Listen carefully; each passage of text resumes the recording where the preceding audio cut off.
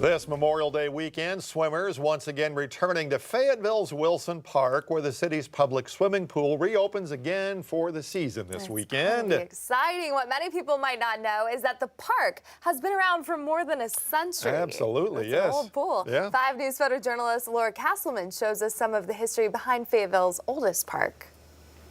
It's been around so long, where it was initially a pond and then a swimming hole, eventually turned into a pool here right over the creek. I know a lot of our people say they've swam here for a long time, or their parents, their grandparents have swam here. We have more organized program space with the basketball courts, tennis courts, pickleball courts, but we also want to keep that natural feel where we just have open green space if you want to come sit in a hammock, if you just want to sit in the grass, take your dog for a walk.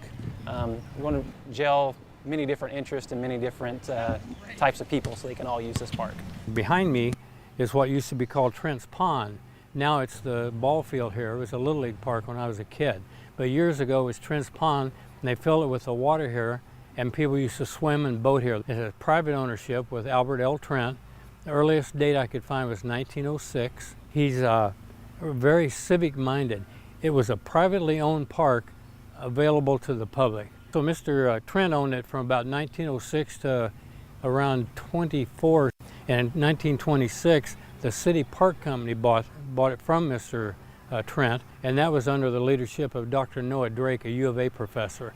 Drake Field at the airport's named after Dr. Drake. And then the City Park Company took it over, and they built the swimming pool that we have. The City Park Company had it until around 1945, when the city bought it from them.